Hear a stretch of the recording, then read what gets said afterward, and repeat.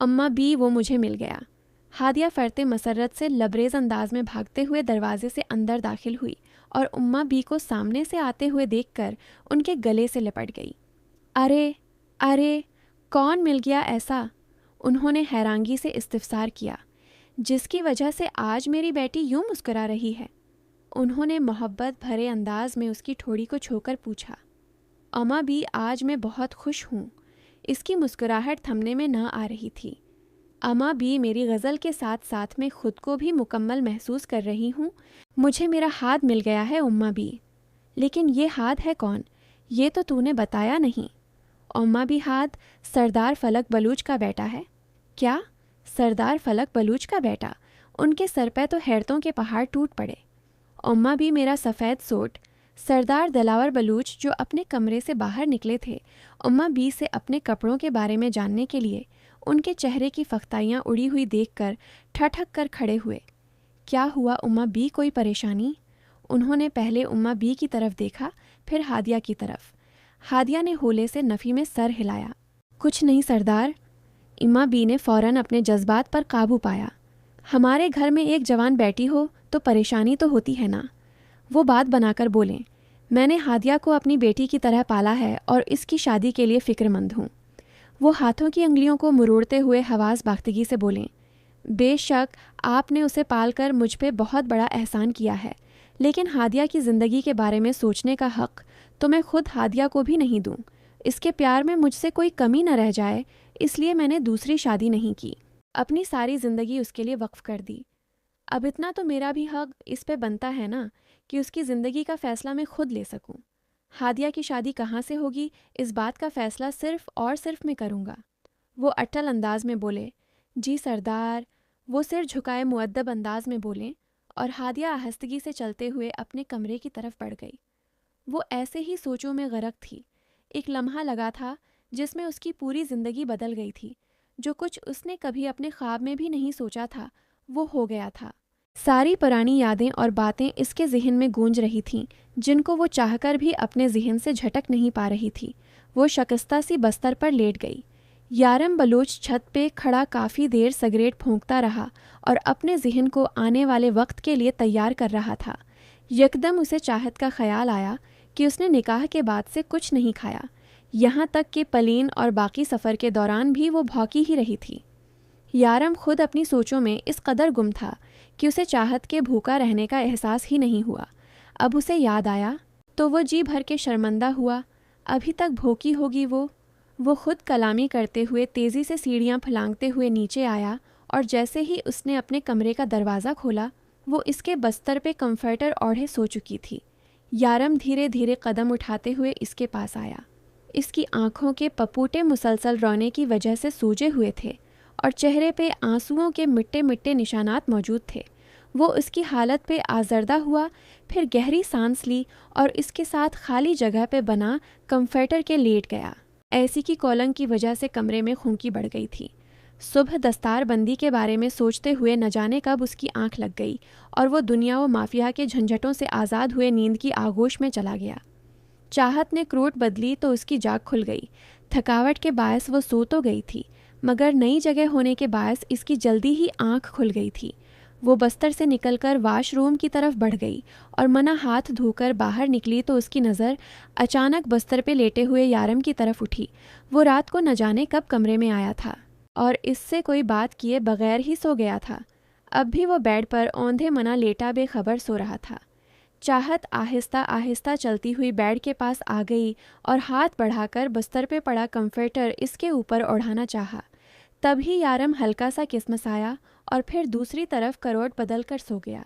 Comforter इसके नीचे दब गया था। चाहत ने थोड़ा आगे झुककर इसके नीचे दबे कंफर्टर को निकालकर इसके ऊपर करवाने की कोशिश की। तब ही उसका तवाज़ुन बगड़ा और वो अपने लहराते वजूद से यारम के ऊपर गिरी। यारम बलूच, जो कि गहरी नींद में था, वो इस अचानक आने वाली आफताब पर हड़बड़ाकर उठ बैठा। क्या हुआ, आपको कुछ चाहिए? वो उसको उठते देखकर जल्दी से खड़ी हो गई। नहीं, वो मैं आपका कंफर्टर। आप तो सोई हुई थी ना। वो जो गहरी नींद से उठा था, उसने अपनी सरमई आंखों को मसल कर इनको पूरी तरह से खोला। अभी उठी थी, अब नींद नहीं आ रही। वो कहकर वहाँ से पीछे हट गई, लेकिन वो उसकी बात पर चौंक गया। लेकिन क्यों? आपको क्या हुआ? वो अजीब सा लग रहा है यहाँ। यारम जानता था कि उसको नींद क्यों नहीं आई थी और वो क्या सोच रही थी। सही। वो भी लब भैंच गया और दोबारा सोने की बजाय बेड से उठ गया। सूरी, मैंने आपकी नींद खराब कर दी। वो खासी शर्मिंदा लग रही थी। कोई बात नहीं, वैसे भी नॉर्मली मैं इस वक्त तक उठ जाता हूँ, ज़्यादा देर तक सोने की आदत नहीं मुझे। वो वाल कलाक पर वक्त देखकर नरमी से बोला, जहाँ इस वक्त सुबह के 6 बज रहे थे। वो इसकी बात सुनकर दोबारा सूफे पर जाकर बैठ गई, जबकि यारम वार्डरोब से कपड़े निकालकर फ्रेश होने के लिए वाशरूम में घुस गया। चाहत ने एक नज़र वाशरूम के बंद दरवाजे पर डाली और फिर आदम के बारे में सोचने लगी। पता नहीं बरो कहाँ हैं, कब वापस आएंगे। बरो आएंगे ना तो मैं उनके साथ वापस अपने घर चली जाऊंगी। यहाँ पे सब कितना ज़ोर ज़ोर से बोलते हैं। वो मन्ना में बड़बड़ा रही थी कि चंद सायतों बाद यारम टावल से अपने बाल रगड़ता हुआ बाहर निकला और टावल वापस हैंग किया। आप कहाँ जा रहे हैं अंकल? इसने यारम को कमरे से बाहर निकलते देख पूछा। अकेला यहाँ रहने के ख्याल से ही वो कांप कर रह गई। इनकल कहने पर यारम के माथे पर शकन नमूदार हुई, मगर वो सिर झटक कर खुद को संभाल गया। मैं एक्सरसाइज के लिए बाहर लान में जा रहा हूँ, तुम चलोगी? इसने उसे अपने साथ ले जाने की पेशकश की। वो इस घर के लोगों से डर रही थी। बाहर जाना तो नहीं चाहती थी, लेकिन यही सोचकर ही हिरासा थी कि अगर उसके चले जाने के बाद घर का कोई फ़र्द उसके कमरे में आया तो वो उसका सामना कैसे करेगी। खौफ के बाद उसने इस बात में सर हिलाया। हालांकि एक्सरसाइज से इसका दूर दूर तक कोई वास्ता नहीं था। वो छोटे छोटे कदम उठाते हुए यारम बलूच के साथ कमरे से बाहर निकल आई। सीढ़ियाँ इतर कर वो नीचे तो आ गई, लेकिन अब उसको कुछ समझ नहीं आ रही थी कि राहदारियाँ और सीढ़ियाँ अजीब व गरीब रास्ते थे। अगर वो अकेली होती तो गुम हो जाती और वापस इस कमरे तक कभी पहुँच नहीं पाती। पूरे घर में खामोशी का राज था। उसने कमरों के बंद दरवाज़ों को देखा। शुक्र है सब सोए हुए हैं, उसने दिल में सोचा।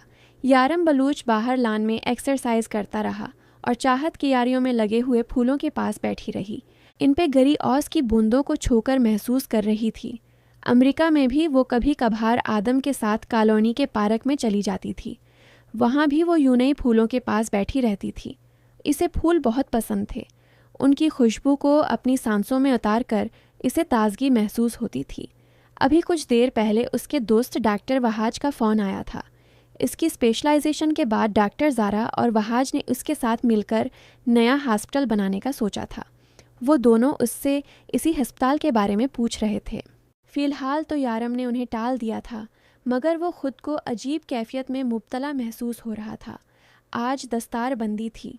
सोच सोच कर उसे अपने ज़ब्त की तनाबें टूटती हुई महसूस हुईं। यारम एक्सरसाइज किए वापस अंदर जाने लगा तो वो भी उसके पीछे पीछे अंदर बढ़ रही थी। माली बाबा क्यारियों में लगे पौधों को पाइप लगाकर पानी दे रहे थे। चाहत जो बेध्यानी से मन्ना उठाए चल रही थी, अचानक उसका पाँव पानी के पाइप से उठका। इससे पहले कि वो गरजाती पाइप खींचने की वजह से यारम ने पलट कर देखा और सुरात से आगे बढ़कर उसे शानों से थामकर गिरने से बचाया। ये क्या बचकाना हरकत है? नीचे देखकर नहीं चल सकती, अभी गरजाती तो। यारम ब्रह्मी से सख्त गैर लहजे में बोला तो चाहत के चेहरे पर रोने के आसार देखकर शर्मिंदा हुआ।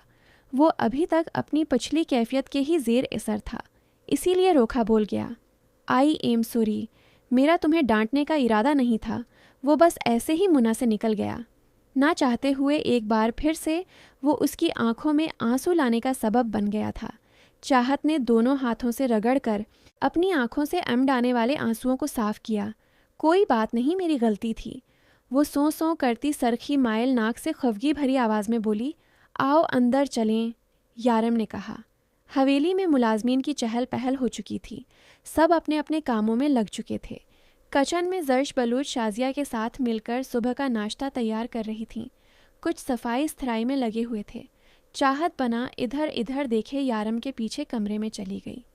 ससी, और ससी, अब उठ जा, सूरज सर पे चढ़ आया है। आज हवेली जाना है, तुझे भूल गई क्या?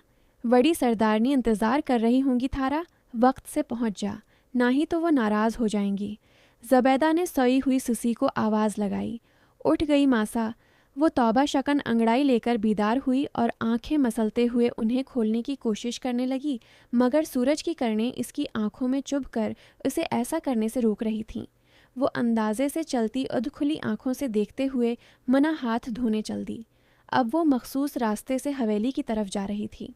सफ़ेद खदर की शलवार कमीज़ पहने, पाँव में खेड़ी और कलाई पे घड़ी बांधकर अपने ऊपर बेदरीक परफ्यूम का छिड़काव करते हुए यारम बलोच ने पलटकर चाहत की तरफ देखा, जो अफसरदगी से चेहरा झुकाए सूफे पे बैठी थी। तुम चेंज कर लो, फिर नीचे आ जाना डाइनिंग टेबल पे। वो कहते हुए कमरे का दरवाज़ा खोलकर बाहर निकल गया। चाहत ने अपना बैग खोलकर इसमें से गरे स्कर्ट और रेड शर्ट निकाली, फिर एक गरे शाल निकालकर वाशरूम की तरफ बढ़ गई। ससी, तुम छोटे सरदार के लिए जोस बनाकर डबल रोटी सेंक लेना, मैं आमलेट बनाकर पराठा बना लूँगी बड़े सरदार के लिए, पहले ही बहुत देर हो गई है आज। शाजिया ने ससी से कहते हुए तेज़ी से हाथ चलाए। जर्श बलूच के कानों में किचन से आती आवाज़ें पड़ीं तो वो चलती हुई आवाज़ों की समत आ गईं, लेकिन फिर दरवाजे में ही रख गईं। अरे ज़बैदा ने भेज दिया तुम्हें? इसको वहाँ देखकर जर्श बलूच ज़्यादा हैरान नहीं हुए। इसकी बात सुनकर ऑरेंज जोस बनाती सस्सी ने मड़कर देखा। जी मैं। वो गड़बड़ा सी गई बड़ी सरदारनी के सपाट अंदाज में पूछने पे। ठीक है, जल्दी से काम निपटाओ और चाय का पानी चढ़ाओ चौल्हे पे, नाश्ते से फारिग होकर खीर बनाओ, आज बांट देंगे। फिर दस्तार बंदी के बाद खाने का ख़ास एहतमाम करना है, उसकी भी तैयारी करनी है। आज बहुत काम है, जर्श बलूच ने कहा, जबकि शाजिया और ससी ने परेशानी से एक दूसरे की तरफ देखा। अच्छा लाओ, मैं भी नाश्ता बनाने में तुम लोगों की मदद कर देती हूँ, जर्श बलोच ने आमलेट बनाती शाजिया से कहा। अरे नहीं बड़ी सरदारनी, आप रहने दें, हम खुद कर लेंगी। वो घबराकर जल्दी से बोलें। जी बड़ी सरदारनी, हमारे होते थारे को काम करने की ज़रूरत नहीं। वो आहिस्ता आवाज़ में बोली। शाजिया, तुम लोग देखो, ये मैं सबको नाश्ते के लिए बुलाकर अभी आती हूँ। वो तौस सैनकने के लिए टोस्टर में डालकर बाहर निकल गई। अब किचन में ससी और शाजिया ही रह गई थीं। उसने आमलेट प्लेट में निकाल कर जल्दी से टोस्टर में से टोस्ट निकाले, फिर पराठा बनाने के लिए फ्रिज में से आटा निकालने लगी। वो ये सब काम बहुत तेज़ी से कर रही थी, जैसे वो अपने घर में करती थी, जबकि शाजिया उसको इतनी तेज़ी से काम करते देखकर हैरान हो रही थी। ज़बैदा तो कहती थी कि तो ठीक से कोई काम ना करती, लेकिन तो सब ठीक से कर रही है। मासा से वादा करके आई हूँ कि बड़ी सरदारनी को शिकायत का कोई मौका नहीं दूंगी। ससी ने मुस्कुराकर कहा। तुझे पता है ससी, सरदार यारमना एक विलायती मीम से शादी करके आए हैं। बड़ी खूबसूरत है वो, गोरी चट्टी और बिल्कुल गड़िया की तरह नीली नीली आँखों वाली। शाजिया ने स्ताइशी अंदाज में कहा। इस घर में देखकर उनको इस बात का यकीन हो गया था कि अब हवेली की किस्मत चमकने वाली थी, क्योंकि अब उसको बदलने वाली आ गई थी। इसको सरदार यारम की बीवी बहुत ज़्यादा पसंद आई थी। इसकी निगाह किचन में से बाहर सीढ़ियों की तरफ उठी, फिर वहीं साकत रह गई। दिल ज़ोरों से धड़कने लगा। डार्क पलियो शर्ट और जीन्स पहने वो शहजादा बावकार अंदाज में जिस तरह सीढ़ियाँ उतर रहा था, सिसी का दिल मिट्टी में जकड़ गया। इसके भारी कदम सिसी को सीढ़ियों की बजाय अपने दिल पे उठते हुए महसूस हुए, जैसे वो इसके दिल की दहलीज पे कदम रखे इसके दिल की सल्तनत में पूरे तमतराक से वारिद हुआ। खूबरो, काबिल दीद, जाह व जलाल, काबिल रश्क, दराज कद का मालिक, मगर सिसी के जज्बात से लापरवाह और इसके दिल में अपने मकाम से बेनियाज शहजादा, वो जैसे जैसे सीढ़ियाँ उतरकर इसी तरफ आ रहा था, सिसी के दिल की धड़कनें थमने लगी थीं। मासा कहाँ हैं? इसने किचन के दरवाजे से अंदर झाँक कर इधर इधर देखते हुए सवालिया अंदाज में पूछा। इसके आने से उसके मखसूस कलवण की महक सिसी को अपनी सांसों में उतरती हुई महसूस हुई। सारा माहौल जैसे महक कर तरोताज़ा हो गया था। सिसी तो जैसे पत्थर की हो गई थी उसके बात करने पर ही। मारे से उन्होंने बात की, वो तो इतने में ही मरने वाली हो गई थी। छोटे सरदार, बड़ी सरदारनी हाथ सरदार के पास गई हैं। सिसी को बत बना खड़ा देख शाजिया ने जवाब दिया। वो जो मोबाइल पे नोटिफिकेशन चेक कर रहा था, सिसी पे एक भी गलत निगाह डाले बना कहते पलट गया। वो ऐसे ही टिकट की बांधे इसी को देखे जा रही थी। जाने वाला तो कब का जा चुका था, मगर वो तो वहीं की वहीं रह गई थी। तभी सलीब से कफगीर उठाती हुई शाजिया की नज़र इस पर पड़ी तो वो चौंकी। क्या हुआ, तुम ऐसे क्या देख रही हो? कुछ नहीं, वो चौंक कर अपने ध्यान में वापस आई। फिर भी कुछ तो हुआ है। बता मुझे क्या हुआ। ना ना कुछ ना, वो हल्का सा मुस्कुराकर धीमे लहजे में बोली।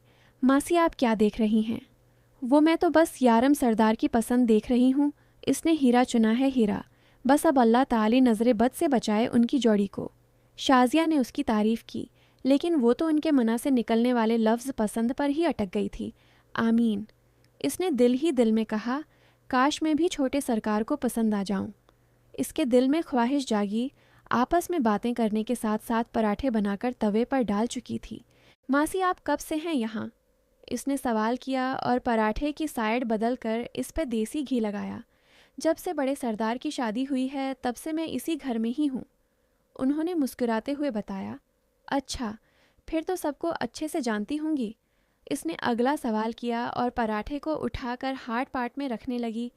हाँ बेटा जानती हूँ, और अब ये भी नज़र आ रहा है कि ये महल अब बहुत जल्द घर बनने वाला है। उनकी बात पर सिसी ने न समझी से उनकी तरफ देखा। क्या मतलब थारा, कुछ समझी नहीं। छोड़ो ना, अभी कुछ नहीं समझेंगी तो, लेकिन आहिस्ता आहिस्ता जब सब कुछ देखेगी तो तुझको भी समझ आ जाएगा। बस अब तो देखती जाना सब। वो कहकर सिसी के साथ मिलकर नाश्ता बाहर डाइनिंग टेबल पर लगाने लगी। आओ चाहित।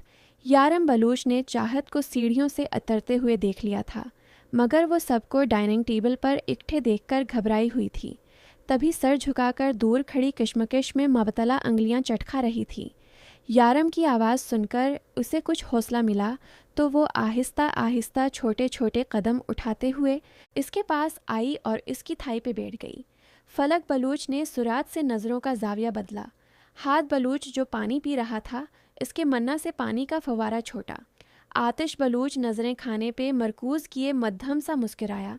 जर्श बलूच की तो सर पे लगी और तलों पे बज्जी। यारम बलूच को तो खुद झटका लगा था सबके सामने उसकी हरकत पे, जबकि चाहत के लिए जैसे ये सब नया नहीं था, वो नॉर्मल थी। देख लिया वलायत से बीवी लाने का अंजाम। ऐसी बेहुदा हरकतें करनी होती हैं तो उसे कमरे में ही रखा कर, ऐसे नहीं होते मारे घर की बहुओं के तौर तरीके। जर्श बलूच ने चाहत को तंद निगाहों से घूरते हुए करख्त आवाज़ में कहा तो चाहत के चेहरे का रंग फीका पड़ गया। वो मैं बरों के साथ ऐसे ही बैठकर खाना खाती थी। आपने कहा था ना कि आप मुझे।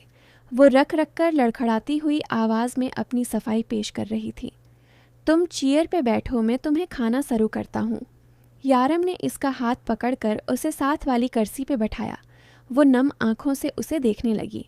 लो जी, ये कसर रह गई थी, अब मेरा बेटा बीवी का नौकर बनेगा। वो जल कर बोली। बस भी करो, फलक बलूच ने सख्त लहजे में जर्श बलूच को कहा। वो पानी का गिलास मेज़ पे ज़ोर से पटक कर मन्ना फैलाए किचन की तरफ बढ़ गईं। चाहत को ज़्यादा तो कुछ समझ नहीं आई, बस इतना ही पता चला कि वो औरत इसकी वजह से नाराज़ हो रही थी। उसकी नीली आंखों में नमी घलने लगी। आई एम वद यो, तुम किसी की भी बात पे ध्यान नहीं दो, खामोशी से खाना खाओ, कल से कुछ खाया नहीं। यारम ने उसके नाजुक से हाथ पे अपना भारी हाथ रखकर इसे तहफ़्फ़ुज़ और अपने साथ का एहसास दिलाते हुए नरमी से कहा और इसके लिए सलाइस उठाकर इस पर मक्खन लगाते हुए प्लेट में रखने लगा। चाहत सर झुकाए प्लेट को घूर रही थी। चाहत। यारम ने उसे वैसे ही बैठे देखा तो तनबीही नज़रों से देखते हुए कहा। चाहत ने फ़ौरन सलाइस उठाकर बाँट ली। हाथ और आतिश बज़ाहिर तो नाश्ता करने में मगन थे, मगर दोनों का ध्यान नए जोड़े की तरफ ही था। हाथ ने आतिश की तरफ देखकर शरारत से आंख विंकी और उसे यारम का अपनी नई नवीली दिलाहन के लिए कियर करने का अंदाज देखकर आपस में नज़रों ही नज़रों में इशारों से बातें कर रहे थे।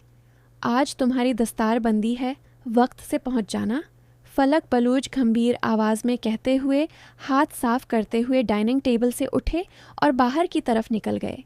हेलो भाभी, कैसे मिजाज हैं आपके। अब यारम, हाथ और आतिश ही रह गए थे टेबल पे।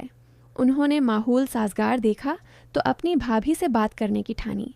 चाहत लफ्ज़ भाभी सुनकर आगे कुछ सोच ही नहीं पाई। इसके नीले नीनों की पतलियां हैरत से दूचंद हुईं। जी, आपने मुझे कुछ कहा। इसके हलक से बमुश्किल आवाज़ निकली, यूं अजनबी शख्स से बात करते हुए। हाथ। यारम ने उसे खशमगे निगाहों से घूर कर देखा। आओ हो भाई सा, मैं तो जस्ट भाभी सा से सलाम दुआ कर रहा था। वैसे भाभी सा, आपने अकेले अकेले ही शादी कर ली अमेरिका में, अपने छोटे छोटे दीवरों का भी ख्याल नहीं किया। आतिश बलूच ने भी मुस्कुराकर हल्के फलके अंदाज में चाहत से कहा। भाई सा ये बोलती तो है ना, कहीं गूंग। हाद ने चाहत को खामोश देखा तो अपने तय अंदाज़ा लगाया। मुझे बोलना आता है। चाहत ने खुद को गूंगा बोले जाने पे गुस्सीले लहजे में झट से कहा। इसके तलमला कर जवाब देने पे यारम बलूच के मूंछों तले अनाबी लबों पर मुस्कुराहट फैली। आप क्यों हंस रहे हैं इंकल, उन्हें बताएं ना, मैं गूंगी नहीं हूँ। अब की बार कहकाह लगाकर हिंसने की बारी हाद बलूच और आतिश की थी। अपने भाई सा की बैवी के मना से उसके लिए इनकल सुनकर वो दोनों पैट पकड़कर हंसते हुए दुआरे होने लगे। रखो तुम दोनों। यारम कड़े तीवरों से उनके पीछे भागा। तब तक वो दोनों हिंसते हुए भागकर इससे बचने के लिए बैरूनी दरवाज़ा उबूर कर गए।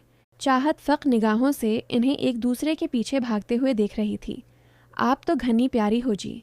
ससी जो डाइनिंग टेबल से खाने के बर्तन समेटने के लिए आई थी, इस मासूम दिखाई देने वाली रोई जैसी नर्म और नाजुक सी चाहत को देखकर सताइशी अंदाज में बोली, आप मुझे मेरे कमरे में छोड़ देंगी? मुझे भूल गया है अपना कमरा।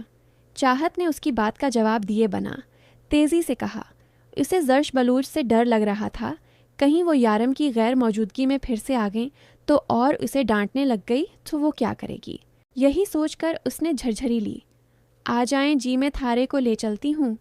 ससी उसके साथ चलती हुई उसे यारम के कमरे तक ले गई। ओमा भी खाना लगवाएं, बहुत ज़ोरों की भूख लगी है। दिलावर बलूच ने हवेली में दाखिल होते ज़ोर से आवाज़ लगाई।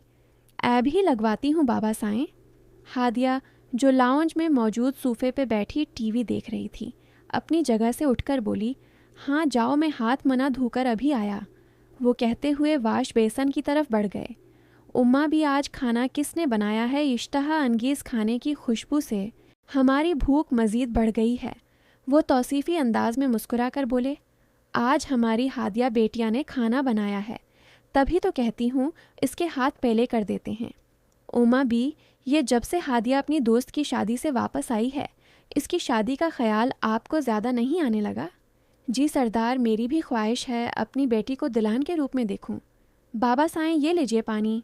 हादिया ने जग से गिलास में पानी अंडेल कर इसे सरदार दिलावर बलूच के आगे बढ़ाया। इससे पहले कि वो गिलास मेज़ पे रखकर पीछे होती, सरदार दिलावर बलूच ने हादिया की कलाई पकड़ ली। हादिया ने अचंभे से उनकी तरफ देखा। उनकी नज़र हादिया की मेहंदी पे पड़ी जो अभी तक मिट्टी नहीं थी। उन्होंने दूसरे हाथ से हादिया की हथेली खोली तो उनकी पेशानी पर शुकनों का जाल बिछा। उन्होंने लाल अंगारा आंखों से हादिया की तरफ देखा। कौन है ये हाद?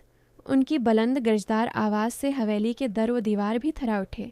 हादिया और उम्मा भी जर्द चेहरों से एक दूसरे को देखने लगें।